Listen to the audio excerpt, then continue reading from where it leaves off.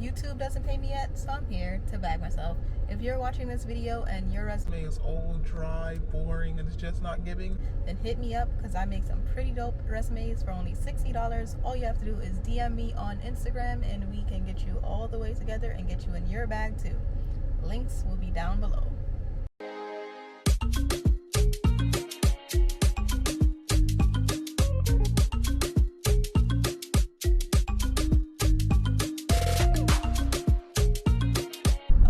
This video is going to be about the labor and delivery story of this little guy back here who's now 4 years old, and also 5 things I think helped me get through an unmedicated vaginal delivery, because I did deliver him without any pain medications or epidurals or anything like that. I literally had a natural birth.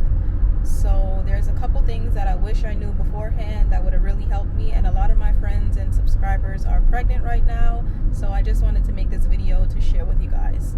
I went into labor at nighttime. I was actually walking home with my fiance and his sister, who had recently given birth too, and I started getting this backache, but it was pretty mild and like ignorable, so I was just like brush it off, whatever. I ignored it and we kept walking, and then she was like, you know, that could be contractions. And then I was just like, no, it's October 22nd. There's no way he's going to come this early. Like, he's due November 1st. And this might be crazy, but I planned him to be a Scorpio. Like, I remember discussing trying for a baby, and then it was like in January, and I was like, nah, then he'll be a Libra. Or I think we started discussing it in December, right? Yeah, we were discussing it in December, and then I was like, no, that would make him a Virgo. And I was like, no shade to Virgos, but I don't want no Virgo children. So I was like, no, let's just wait till February so that he could be a Scorpio. So long story short, it was October 22nd I went into labor, and he was not due until November 1st. So I was like, no, it's not even Scorpio time yet. He is not coming. No way.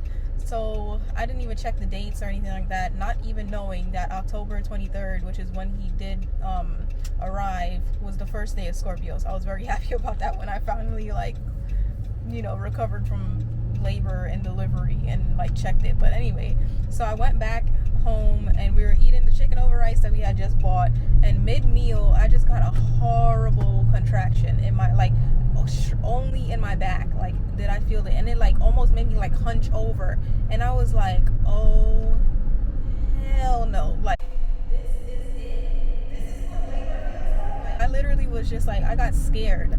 I almost like didn't even want to scare everyone because everybody else was eating, and I didn't want to be like, you know, start a panic. But internally I was freaking out, and I was like, oh my gosh, it's really happening. So I went, I closed my food, and I was like, I gotta go in the shower. Like, I think my labor really is starting. So Marvin, my fiance, dropped his sister home, which thankfully was only like 5 minutes away, and then he came back, and I was in the shower, like, just mentally preparing myself, because something just told me that, like, it was really about to go down, and then I need to get ready. So I was like in the shower, like praying and just picturing everything going fine, and like, you know, just mentally preparing for the labor. So then I get out the shower, nice, fresh and clean, and then my mucus plug decides to come out, and I started spotting. So I was just like, oh boy, really? Like, I literally just got out the shower. But then I texted I should have put a TMI disclaimer, right? No, it's a story about birth. You should already know it's going to be pretty gross. And if I'm telling it, you should already know that it's going to be detailed. So anyway, my mucus plug comes out. I start spotting a little bit, and then I texted my midwife, and I was like, hey, X, Y, and Z is going on, like, you know, I'm just letting you know. And then she was like, oh, okay, well, that looks like I think I sent her a picture of it too, and she was like, oh, that looks like your mucus plug. You're probably gonna go into labor tonight and have the baby tonight. So I was just like, oh crap, like, I don't know why, like, I was just like I was like scared to like, oh crap, I really have to do this kind of thing. And I was just terrified, and I was like, you weren't prepared. Just took it as a surprise. Yeah, it really was surprising. I was not expecting to go into labor at that time. Like, I did not mentally prepare before, and I was just scared. So when Marvin came back, he was like, you have no choice. Like, you know what I mean? Because I told him, I'm like, I don't think I can do this. I'm really scared. I don't think I can do this. I don't want to do this. And I don't want to do this anymore. I was like, because the pain was getting really bad. And I was like, I don't want to do this no more. And then he was just like, well, you can't change your mind. Like, It's not an option. it's not an option. Like, you have to give birth. It's a little late to change your mind. So I was like, you're right. I got to do this. Like, I have to do this. So I was just like, no, let me stick to my plan. I'm gonna give birth naturally. I'm gonna do this. My mom did it. Her mom did it. Like, I could do it. So then I was just like, I prayed myself again.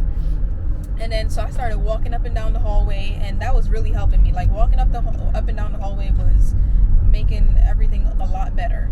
So then I was like, oh, okay, maybe I could, stall this out a little longer, because I didn't want to go into the hospital too early. I didn't want to go into the hospital too early in order to, like, be forced to get an epidural or anything like that. Like, because that's what that happens a lot. Like, if you go in too early and they just want to speed up your labor, and it's like this trickle down effect where one intervention leads to another intervention, which leads to another one, and next thing you know, you're having a C-section.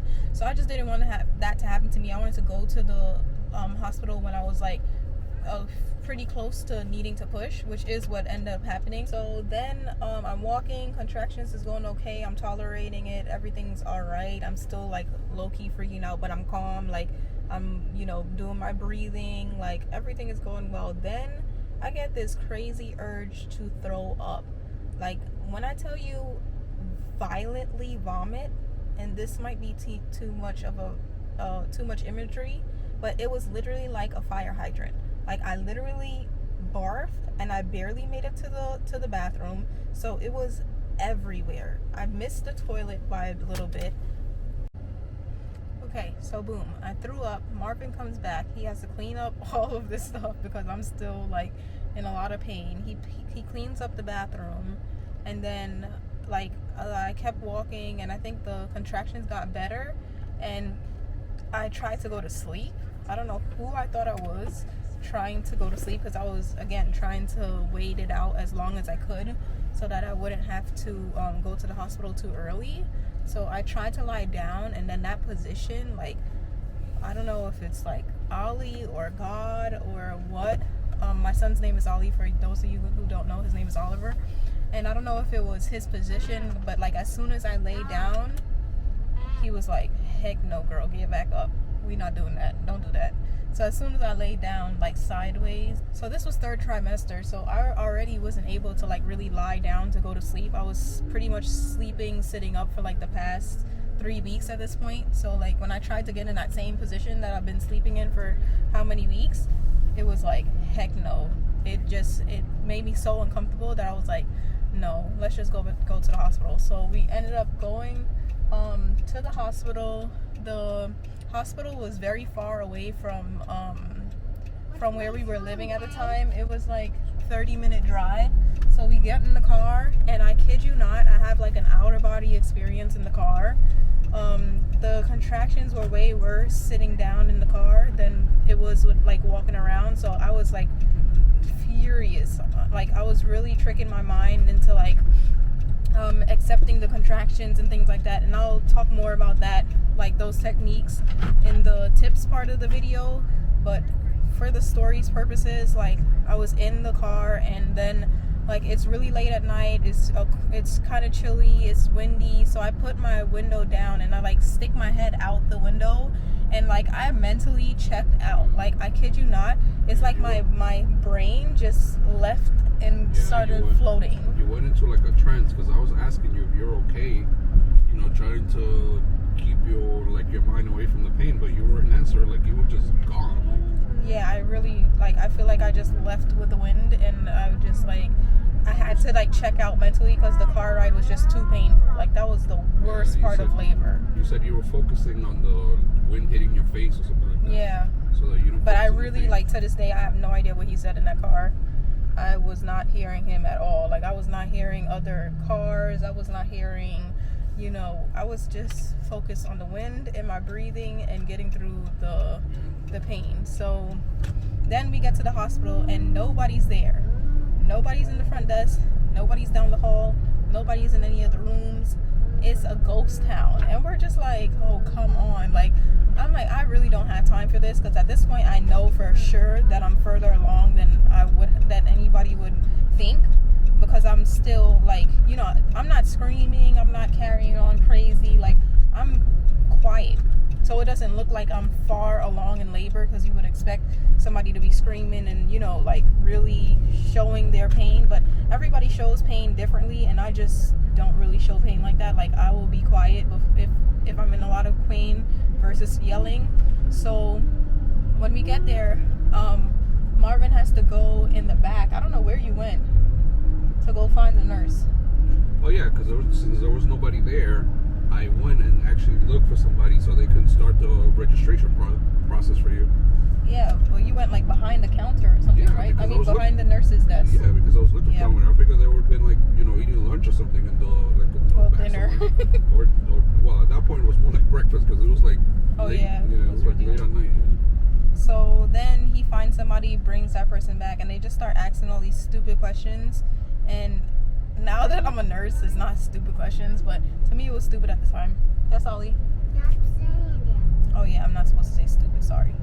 So they were asking all these weird questions. They were like, oh, you know, when was your last missed period? And I was just like, oh my gosh. Like, I literally walked away, because again, walking was helping me with the pain. So I wasn't about to stand there and listen to these questions that she should have known, because I filled out all this information prior to and had it sent to them so that I would not have to answer these questions during labor, because I knew when I'm in pain, don't talk to me, don't look at me, don't do nothing, just leave me alone, you know? So I was pissed off that she was asking me all the questions that I had already answered. So I walked away. I literally walked all the way to, like, pretty much to another unit. I think I walked to like the NICU or something, because like when Marvin looked up, he was like, I saw his face like, because they were looking for me. I think we were ready to put the wristband on you.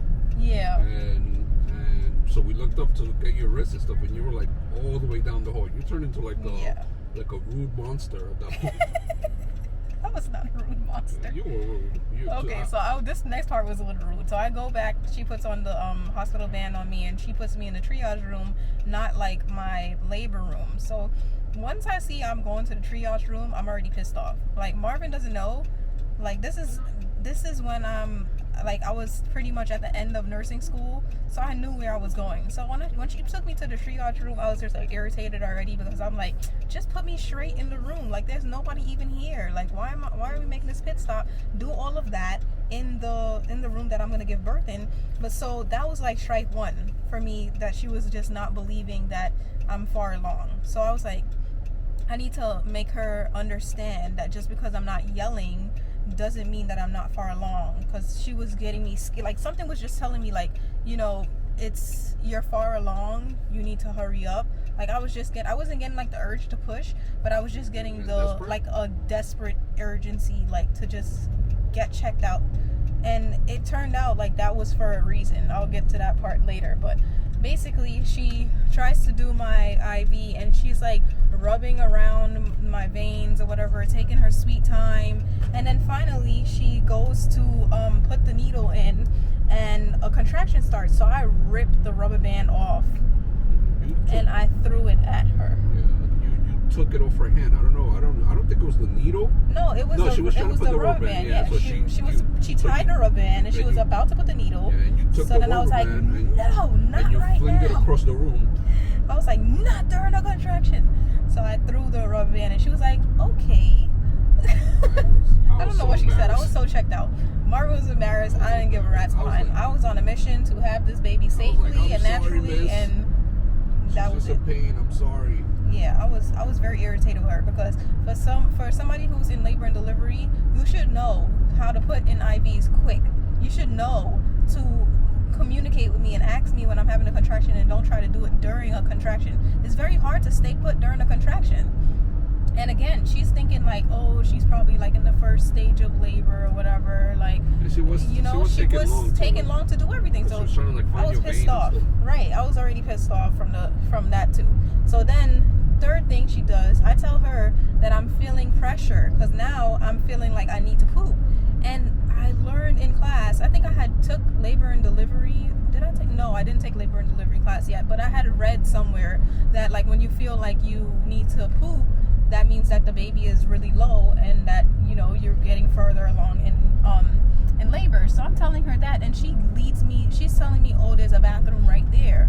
I'm like, no, I don't actually have to poop. Like, it's the baby. Like, this further along than you think.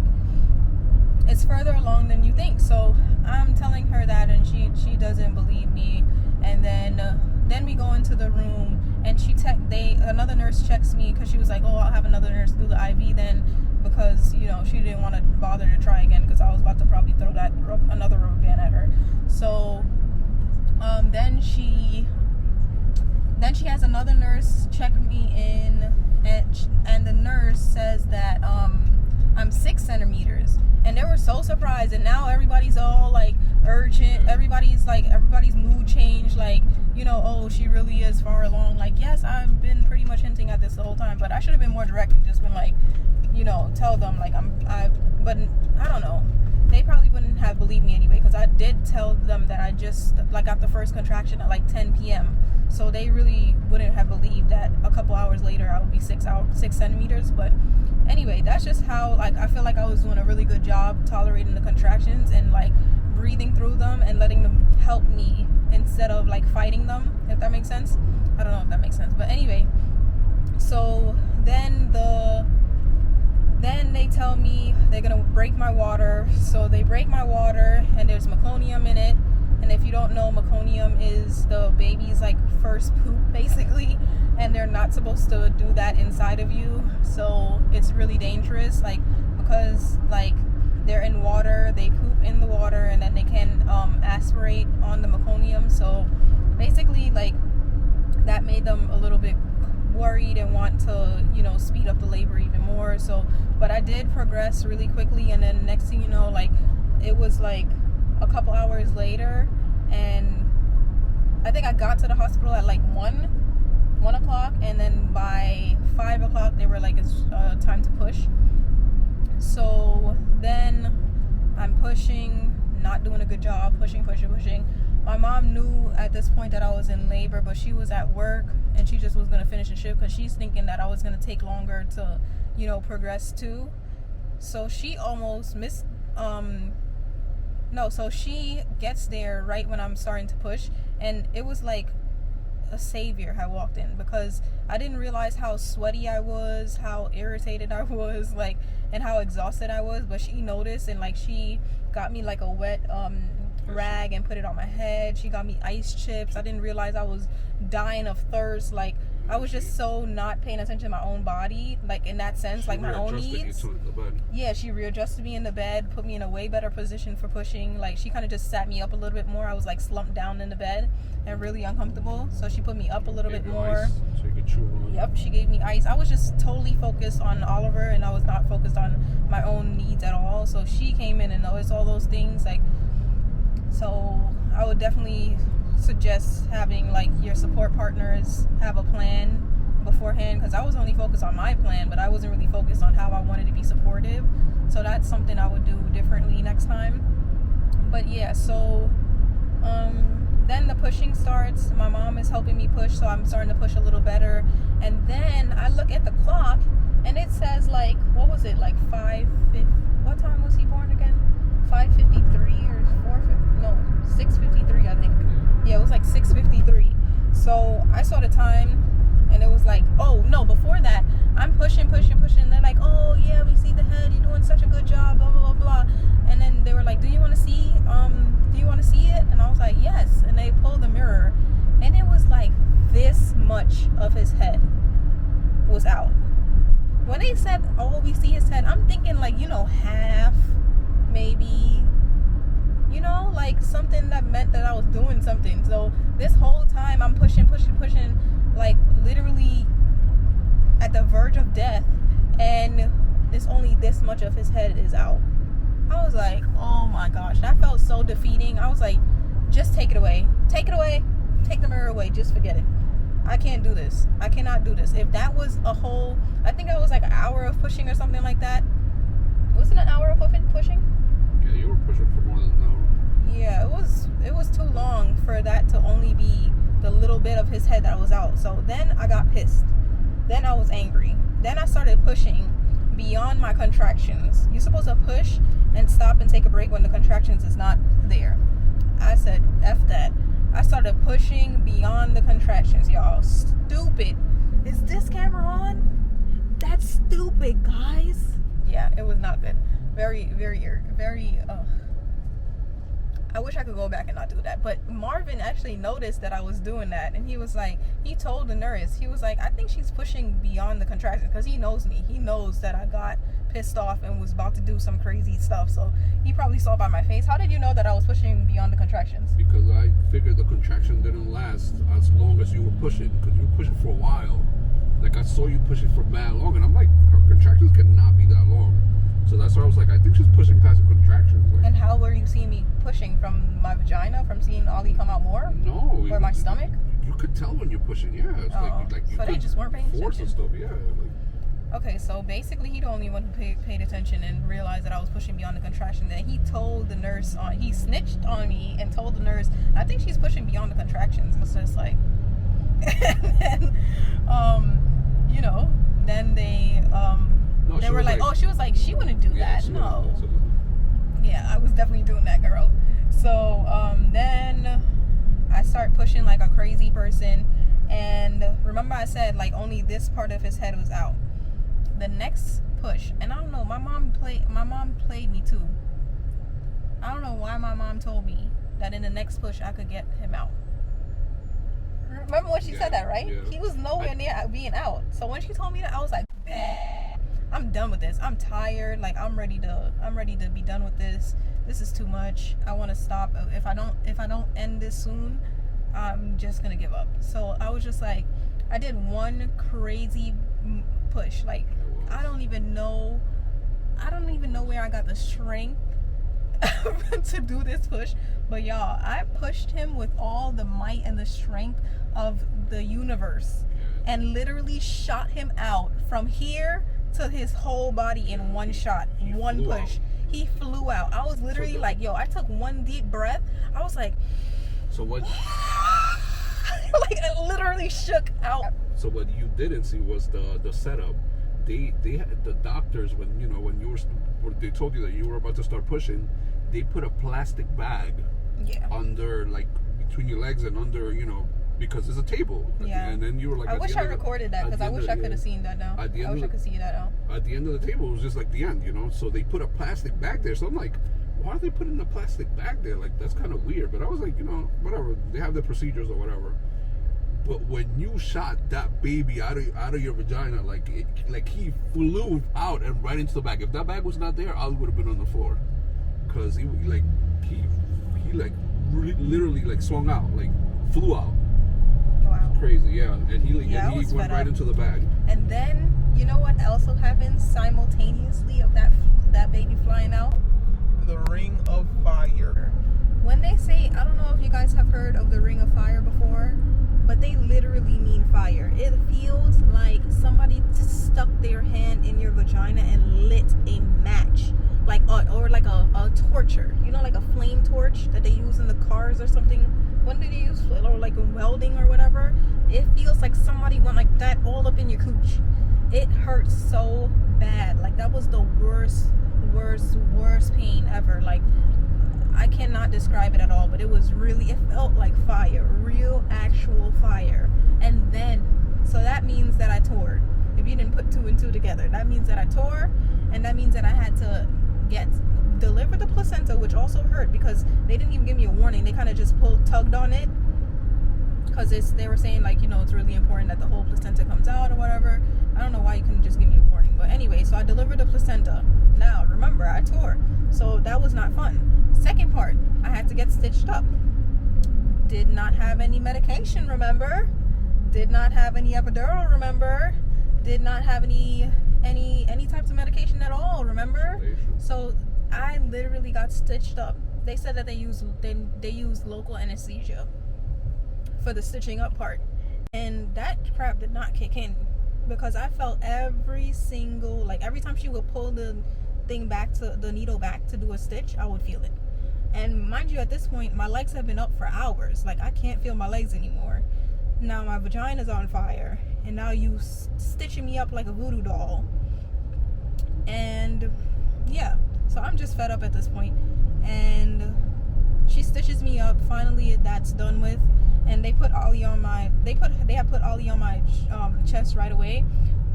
But I was so exhausted that I was literally like, in my head, I'm like, somebody take him, because I don't even have the strength to hold my arm up to my chest and do this. And they noticed, and I think, who took Ollie? You took Ollie? So his dad took him, and I was like, oh, thank God. I didn't even want nothing to do with him. I really didn't. It was so traumatic that I was just like, y'all take care of him, because I can't do no more. I did the best that I could. I brought him into the world. Y'all take care of him now, because I cannot do nothing else. I could barely even blink. so that happened, and basically that was the labor and delivery story. And then from then on, he did not leave my side. I was not playing. I chose a hospital that he would not be in any different room. He was delivered in Metropolitan Hospital in New York. And it was a great experience from then on out. Hospital-wise. But I messed my own self up by over-pushing and tearing my cooch. There.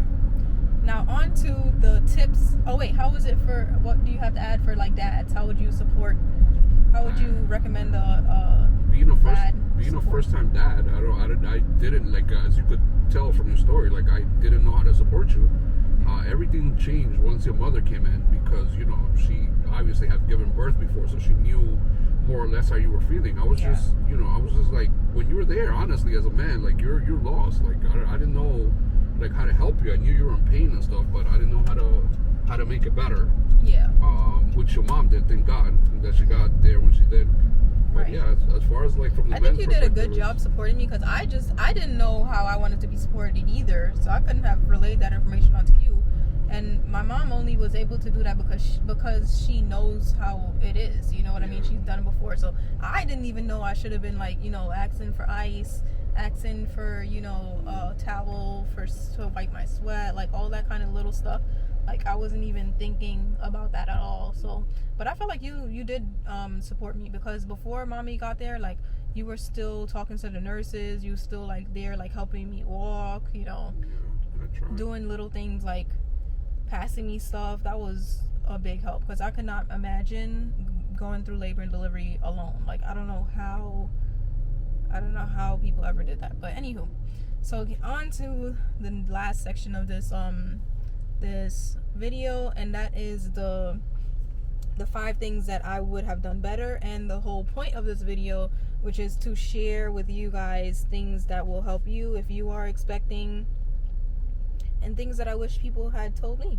Okay, so number 1 is positive self-talk. Like, you need to be your own cheerleader during labor and delivery. It helps when you have another person being your cheerleader as well, but you really need to mentally prepare and just cheer yourself on. So when the contractions come and you're scared, you have to be like, no, you got this. Your body is meant to do this. Like, you have to look up your own, like, affirmations basically that speak to you and that you know is going to encourage you and strengthen you during that time, and be ready to say those things. Because I feel like I did watch videos before giving birth on natural labor, and there was one video in particular that had said, like, basically the lady was like, you don't want to fight the contractions, you want to, like, trick your mind into accepting them so that they do what they're supposed to do. Because if you, like, tense up your body and you screaming, and, like, there's nothing wrong with screaming, but if you're doing it while you, like, tensing your body and you're, like, making yourself upset, then it's gonna counteract the contractions, and they're not going to be as productive as they can be and not bring the baby down. So I feel like that's something that I did pretty well, because I was telling myself, like, no, these contractions are good, it's okay, one less, instead of looking at it basically like, oh gosh, another contraction, oh my gosh, another contraction, and you like gear yourself up. Instead, I was like, one less contraction, I did the last one, I could do this one, I survived the last one, I could do this one. One less contraction. This is one less contraction, and then I get to meet my baby. This is one less contraction, and then I get to meet my baby. So I was just trying to do like mental pep talks during childbirth, because I think that's really important. Definitely look up some labor and delivery affirmations. You can find a lot of them online, but those are the ones that I had used. Okay, so the second thing is visualization. Especially during the car ride, I was visualizing myself floating in the wind, and that might sound really weird and creepy to some people, but that's what got me through that car ride, and I mentally checked out. Like, it worked so well that I mentally checked out. So I was literally visualizing myself like just getting out of the car and like floating away with the wind, and like just peacefully going with the night air, the cool night air and the breeze, and just like going. I was going over the bridge at this point, and I just picture myself like floating over the bridge and the city skyline. And I know that sounds really weird, but that's what I was doing. So visualization is very powerful. You can close your eyes and take yourself to another place, child. And number 3 is address your fears about labor and delivery before you go into labor. Like, if you think that you're scared that you're gonna rip, or you're scared that, you know, any of your fears, just address your fears. Write a new story in your head. Like, don't think about what can go wrong. Just think about all of the women who have done this before you, and how your body was created to do this, and how, like, you don't empower yourself. Like, but address those fears, because they will sneak up on you during labor if you don't. Number 4, breathing. Like, practice your breath work. Like, if you can even go to a class, please go to a class and learn these breathing techniques. They're really, really, really important. That really helped me too, because breathing is what got me through labor as well. And the last thing is moving. Like, moving, definitely, like, moving was key. Like, if I could do it all over again, I would probably have a water birth at home, because I feel like the water would have helped me not tear too, because it like softens up your vagina. And then another thing I would have done differently is I would have done the massages. There are like specific massages. I forgot the name of it, but I'll put it in when I edit. I'll put it on the screen. But there's special massages that you do to decrease the chance of you tearing. Plus the water would help. And then I think I would probably have done a home birth with a midwife. Because then I would have been able to move around more, and I wouldn't have had to given birth on my back. I really felt like I needed to squat, and I would not have torn if I had squatted too. So I think next time I'm going to do a water birth. We shall see. Stay tuned. I'm going to document it in the future when that happens. But yeah, so anything else on? The one thing that you said that you wish you would have like recorded and stuff, because even though we spoke about it before and we were like, nah, we don't really want it, but you you did at the end of the day, you were like, yeah, I wish I would have, because looking at that's one thing, that looking at it from the men's side, like, you see everything, but from your perspective, like, you really don't see when the baby comes out. And then afterwards, you were like too exhausted. I'm sure you probably don't even remember what he looked like. I just looked at him and I was like, dang, he looks white. And I just checked out again. I can see, because you were exhausted. So from that, I think even if you think that you don't want to see it, I think it's you should consider either taking pictures or recording it, or next time I literally want to do like a full, like, I want to have like a photographer be there. Like, that's why I also want to do a home birth, so that I can just have somebody come and be a videographer actually and film it completely, because I really wish that I had seen like everything. But yeah, thanks guys for watching this video. I will see you guys next Tuesday on the next episode of Tonya Tuesdays. Peace.